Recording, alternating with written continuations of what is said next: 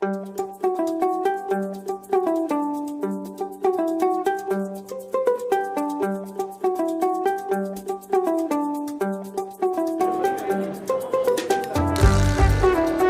10 décembre, nous rappelons l'importance d'agir au quotidien pour défendre les droits qui nous protègent.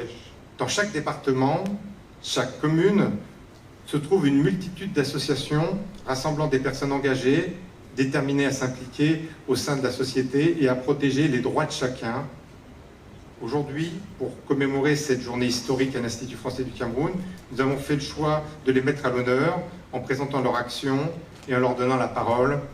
Les violences qui sont faites aux femmes sont des violences invisibilisées, c'est des violences qui sont minorisées, y compris par les victimes elles-mêmes. Il faut que ces paroles sur le discours de la personne qui est victime, et aussi cette mise en roman, cette mise en roman victimaire, qu'elle soit entendue, parce qu'il y a beaucoup de victimes qui ne peuvent pas parler, qui n'ont pas les mots, qui n'ont pas les espaces, qui n'ont pas le authorship pour se faire entendre. La spécificité que nous avons dans nos espaces de prise en charge en tant que militante, c'est qu'on reconnaît en cette femme victime ou survivante qui rentre dans votre centre le vécu que nous avons en commun.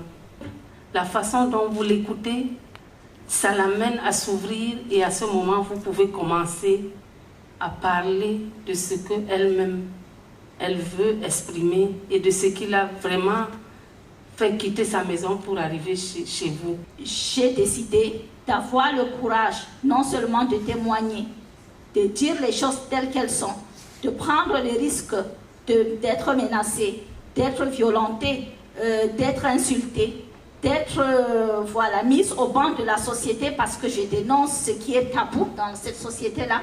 J'ai pris ce risque tout simplement parce que j'avais besoin d'être cette voix qui allait dire ce qui ne va pas dans notre société, mais surtout au-delà de ça, je devais être suffisamment forte pour que le jour où mes filles seraient donc sur le point d'être envoyées en mariage, je puisse dire tout simplement non.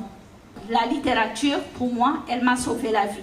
Alors, je voulais demander si, finalement, quand on voit la lenteur avec laquelle les choses évoluent, même si elles évoluent, est-ce qu'il ne manque pas peut-être un peu de responsabilisation ou un peu moins de déresponsabilisation de certains acteurs clés, notamment au niveau de l'État? Nous avons eu la réforme du Code pénal de 2016-2017. Donc, ce sont des étapes importantes. C'est des préalables, donc c'est très important d'avoir des institutions fortes qui puissent donc consacrer ces droits-là, les défendre, les traduire dans des politiques, dans des stratégies, dans des programmes, et jusqu'à dans des projets, afin de pouvoir donc les mettre en œuvre. Maintenant, le plus gros problème, c'est la mise en œuvre, c'est la concrétisation. Donc, vous avez les droits sur le papier, mais vous avez les mentalités. Et là, c'est tout le combat dont on parlait tout à l'heure, des éducateurs, des professeurs d'université, des éducateurs, des mamans à la maison, des papas, des frères, des sœurs, etc.